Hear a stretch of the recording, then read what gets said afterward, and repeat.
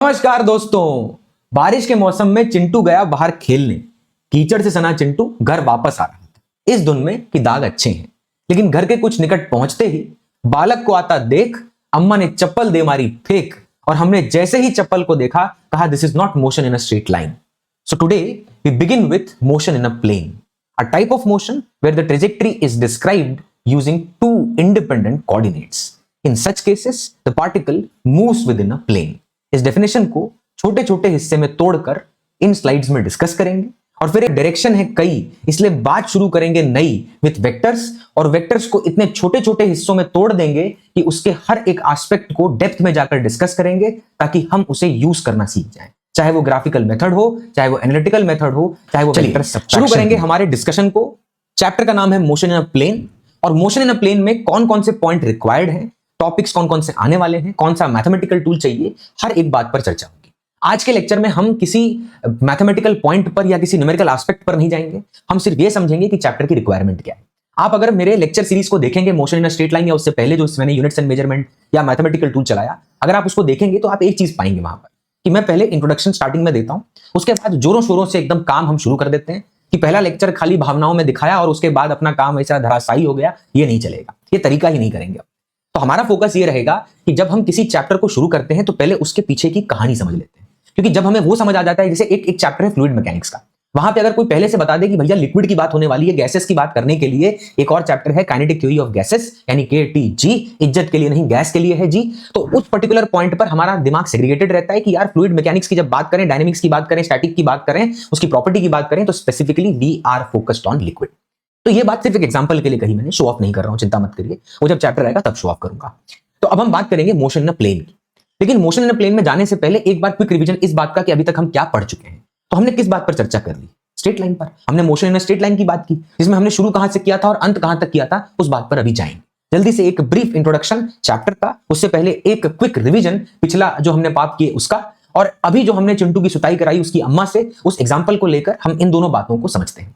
फिर next lecture से क्या शुरू होने वाला है वो मैं आज आपको एक छोटा सा ग्लिम्स उसका दिखा दूंगा, ठीक है। वो भगाकर स्लाइड नहीं, मैं सिर्फ ये दिखाऊंगा कि हम किस पर्टिकुलर पॉइंट पे जाने वाले हैं, उसका एक सेंस जनरेट कर लेंगे। चलिए, तो मोशन इन प्लेन में जाने से पहले फिर से एक बार चिंटू के पास आइए।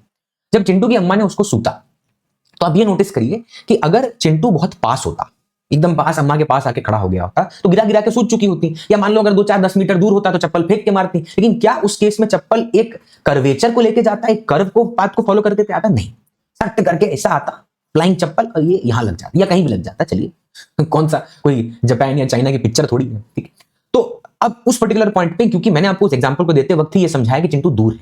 दूर होने का मतलब क्या, आप भी जानते हैं जब किसी चीज को आपको दूर फेंकना होता है, या आप किसी दोस्त को मान लीजिए कोई सामान दे रहे हैं, ठीक है, कोई बॉल है फेंक रहे हैं, या कोई सामान है मान लीजिए फेंक रहे हैं, एनीथिंग कैन बी, तो उस टाइम पे आपके मन में कहीं ना कहीं एक सेंस आता है कि भैया इसको डायरेक्ट इसके मुंह की तरफ मत फेंक दो, अगर दूर है तो डायरेक्ट मुंह की तरफ मत फेंक दो, थोड़ा सा ऊपर फेंको। वो अपने आप फीलिंग आती है। किसी ने समझाया नहीं कि मोशन इन प्लेन नाम का टॉपिक है, प्रोजेक्टाइल मोशन पढ़ने वाले हैं, थीटा एंगल इंक्लिनेशन का होता है, ये सब नहीं किसी ने सिखाया, प्रोजेक्शन के बारे में किसी ने नहीं बताया, बट स्टिल कहीं ना कहीं फीलिंग आती है, कॉमन सेंस डिक्टेट करता है। वही अगर पास में कोई खड़ा हो तो आप सीधा ऐसे फेंक, तब थोड़ी सोचते हैं कि नहीं ऐसे फेंकेंगे। हाँ, महंगा हुआ तो अलग बात है सामान, ठीक। तो एक सेंस बनता है कि हम जब उस चप्पल को फेंका गया दूर खड़े चिंटू की सुताई करने के लिए या उसे मारने के लिए, तो कुछ इस तरह का मोशन लेके गया। अब जो इस तरह का मोशन लेके गया वो, मैं अभी थोड़ी देर के लिए हम लेमन टर्म्स में बातें कर रहे हैं, और आज वैसे भी इंट्रोडक्शन है। आज मैं और आप चैप्टर से मुक्त हैं ना। मैं सोचने वाला हूं, नहीं ऑब्वियसली सोचूंगा, तभी तो मैं बता पाऊंगा चैप्टर में क्या है, लेकिन मैं ये कह रहा हूं कि अभी हम उन टेक्निकल पॉइंट से मुक्त हैं, हम फ्री हैं अभी। आज का गैप यूटिलाइज करिए, ठीक है। बाहर कोई दिवाली मना रहा है, शायद उसकी आवाज हो सकती है आप तक आए, एंजॉय इट, ठीक है।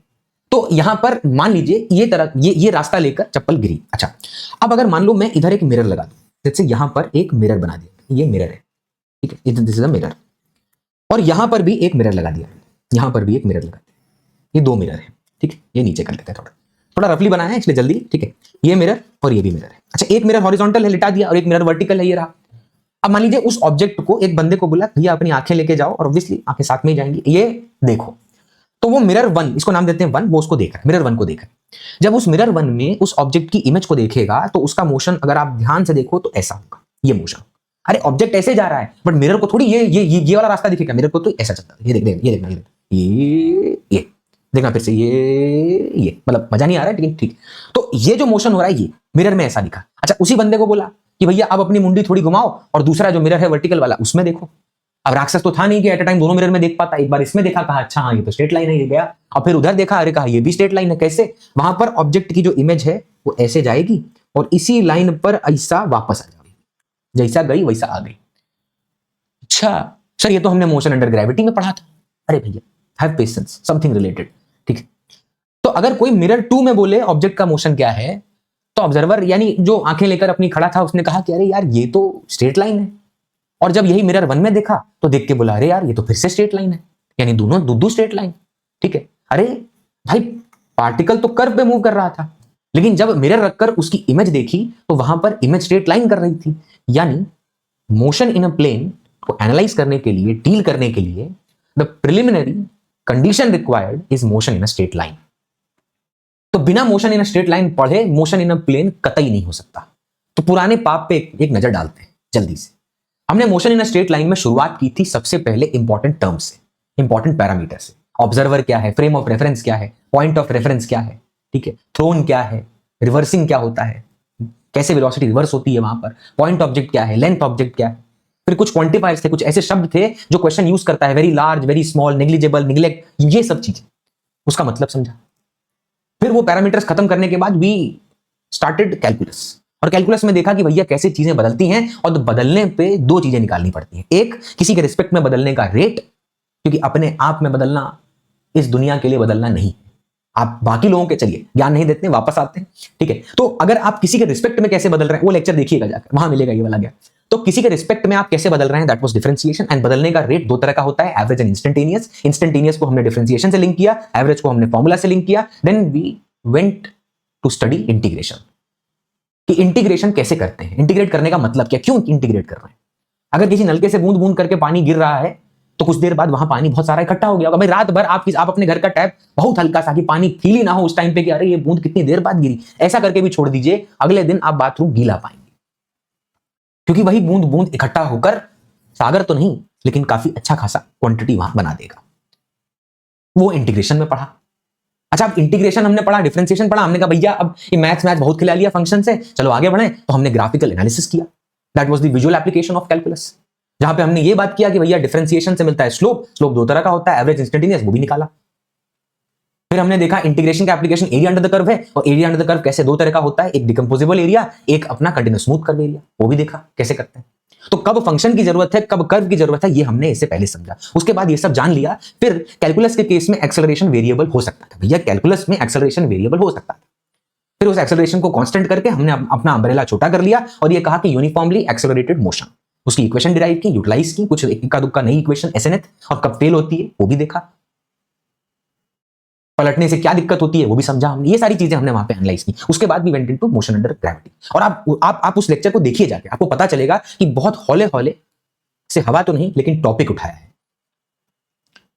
और इतनी छोटी छोटी बातों पे तवज्जो दिया है जो लोग निगलेक्ट करके निकलते हैं। I am not talking about general teachers, मैं आप स्टूडेंट की बात कर रहा हूं कि एज ए स्टूडेंट, क्योंकि आप उसी सब्जेक्ट को, अभी यार एक टीचर तो कई किताबें, कई साल का ज्ञान लेकर बैठा है उस सब्जेक्ट से रिलेटेड, तो कोई दिक्कत नहीं, ठीक है। लेकिन अगर एक स्टूडेंट की बात की जाए तो लिमिटेड टाइम में आपको कंटेंट खत्म करना है। तो ऐसा थोड़ी है कि आप बैठे हैं कि आज तो भैया एकदम वेलोसिटी, कल एक्सेलरेशन, ऐसा थोड़ी है। That's a mindset you have to build. And वो बिल्ड कैसे होता है? By seeing many questions, many examples going through, topic question, topic question, topic example, example, example, इतने एग्जांपल कि भैया बस वो माइंडसेट बन जाए। क्योंकि क्वेश्चन मुझे बैठ के एग्जाम में नहीं करने हैं, आपको करने हैं, तो माइंडसेट बेयर करवाना है। तो अब इस पर्टिकुलर सब्जेक्ट की बात तो कर ली इन जनरल, अब इस टॉपिक की बात करें। तो हमने उसके बाद क्या उठाया, क्योंकि हम आ रहे हैं मोशन इन प्लेन, आ रहा है, ठीक। तो अभी हम मोशन इन स्ट्रेट लाइन के लास्ट पॉइंट पे आए, that was relative motion. Relative motion में ये देखा कि जिस ऑब्जर्वर के पैरों पर कील ठोक के हमने कहा वहीं खड़े रहियो, हिलना नहीं, रेस्ट पे था, घड़ी लेकर ईमानदारी से अपना काम कर रहा था, अब उसने कहा नहीं, वो सारे बंधन तोड़, राधा नहीं, वो भागा। और जब वो खुद चलने लगा तब आसपास की चीजों को देखते वक्त हमारा भरोसा उस पर कम हो गया। तो हमने कहा भैया अब भरोसे की चिंता नहीं, भरोसे पे क्यों पड़ना, मैथ्स है ना अपने पास। तो एक तरीका इजाद किया रिलेटिव मोशन का, कि कैसे relative velocity, relative acceleration utilize होता है क्वेश्चन को सॉल्व करने के लिए। और फिर ये देखा कि कहां पर रिलेटिव मोशन फेल होता है। तो ये सारी बातें हमने जब की motion in a straight line की, तो ये एक फंडामेंटल बेसिस बनेगा मोशन इन अ प्लेन के लिए। क्योंकि आप खुद नोटिस करिए, मिरर 1 मिरर 2 कह रहा है स्ट्रेट लाइन चीक चीक कर, लेकिन एक्चुअल में the motion is happening along a curve. और ये कर्व बोलने में मजा नहीं आ रहा है, तो मैं बोलूंगा motion in a plane. But to define it, let's take a written definition. What is motion in a plane? So motion of an object in a plane along a path that is not a straight line. Straight line नहीं होना चाहिए, नहीं तो फिर ये सब पढ़ने की क्या बात. अच्छा, मैं मोशन इन प्लेन को चैप्टर में दो मतलब कम से कम 3 बार डिफाइन करूंगा अलग अलग जगह. उसका रीजन है क्योंकि मतलब अभी इस पॉइंट पर मैं आपके साथ डिस्कशन स्टार्ट कर रहा हूं, तो मैं थोड़ी बोल दूंगा कि सीधा एक्सेलरेशन वेलोसिटी के बीच में जो थीटा होगा कुछ, तो वेलोसिटी के 2 कंपोनेंट होंगे, एक एक्सेलरेशन के अलोंग, एक एक्सेलरेशन से परपेंडिकुलर, हो गया. आप मेरे साथ आओगे, मतलब आगे आओगे ही नहीं. तो आज का दिन रिवीजन में दो. मैंने जितनी बातें बोली अगर वो नहीं समझ पड़ रही तो कोई भी लेक्चर उठा के जाके देख लीजिए, रिवाइज करिए, 2x की स्पीड पे देखिए. ठीक है, बंदे की आवाज 1x पे अगर स्लो लगे तो देखिए.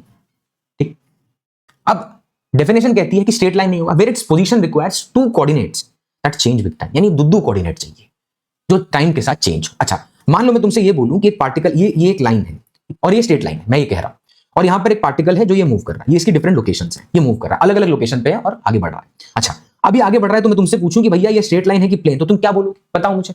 सर ये तो motion in a straight line है. अच्छा, यहां से मैंने एक एक्स एक्सिस खींच दी, यहां से मैंने एक वाई एक्सिस खींच दी, अब मैं डिफरेंट लोकेशंस पर पार्टिकल के coordinate x1 y1 x2 y2 यहां पर लिख रहा हूं, ये अलग अलग होंगे, चेंज होते रहेंगे. तो सर आपने तो अभी डेफिनेशन में बोला it requires 2 coordinates that change, 2 coordinates that change, ऐसा कहा आपने. तो यहां पर 2 कोऑर्डिनेट्स चेंज हो रहे हैं, एक्स वाई दोनों चेंज हो रहा है, तो ये तो स्ट्रेट लाइन नहीं प्लेन हुआ. अरे भैया शुरुआत में ये भी तो कहा कि it should not be a straight line, समझे, स्ट्रेट लाइन नहीं होना चाहिए. अच्छा सर ये बात समझ तो आ गई कि स्ट्रेट लाइन नहीं होगा और पार्टिकल के मोशन को यानी पोजीशन को स्पेसिफाई करने के लिए यू नीड 2 कोऑर्डिनेट्स, दो कोऑर्डिनेट चाहिए. तो यहां सेकंड वाली बात तो अप्लाई हो रही है कि 2 कोऑर्डिनेट चाहिए, लेकिन फर्स्ट वाली बात यहां एप्लीकेबल नहीं. तो ये मोशन इन स्ट्रेट लाइन है, मोशन इन प्लेन नहीं. लेकिन अगर सेकंड वाली बात इस पे लगाएं तो भैया फंस गए. अरे सर अगर किसी ने स्ट्रेट लाइन वाला पार्ट नहीं लिखा होता और खाली इतना कहा होता कि मोशन इन अ प्लेन, सुनना, motion in a plane is defined as when the position requires 2 coordinates, यानी उसने वो बाकी का जो पार्ट है ना, पहले वाला पार्ट खा गया मतलब हटा दिया, और दूसरा वाला पार्ट है जो खाली वही बताया कि मोशन इन प्लेन मतलब 2 कोऑर्डिनेट चाहिए पार्टिकल के मोशन को यानी उसके पोजीशन को डिस्क्राइब करने के लिए, बताने के लिए. अब ये डेफिनेशन देके मैं अगर तुमको छोड़ दूं तो हो गया, लंका लग गई अपनी, क्योंकि ये रहा प्लेन, ये प्लेन है, ये प्लेन क्रैश हो जाएगा -1 मार्क्स के साथ. तो यहां पर आप नोटिस करिएगा ये जो रास्ता उसने लिया है, हमने एक सिंपल सी बात कह देनी है कि yes 2 coordinates are required to specify its position, no problem. But साथ ही साथ ये ध्यान रखिएगा यहां पर कि 1D और 2D में बेसिक डिफरेंस क्या है कि यहां एक कोऑर्डिनेट से काम चल जाता है, either x y z, if x only x, positive और नेगेटिव, यानी एक ही लाइन होना चाहिए. यहां पॉजिटिव नेगेटिव चलेगा तो डायरेक्शन है ना, वहां पे डायरेक्शन का मतलब तो यही था, स्ट्रेट लाइन में जाके देखिए. तो और यहां पर, तो सर यहां पर भी तो वही लाइन खींच दो और बोल दो कि ये x है, ये y है, और कह दो कि भैया x y दोनों चेंज हो रहा है, तो ये हो गया कर्व 2D. नहीं, यहां एक छोटा सा चेंज है. क्या? अभी नीचे आपको लाल कलर का एक नोट करके दिख रहा है, मैं इसको सब थोड़ा ऊपर ले आ रहा हूं, तवज्जो देनी है. ठीक है, कह रहा है dimensionality of motion is defined, dimensionality of motion is decided by how many independent coordinates are required to specify the position of particle.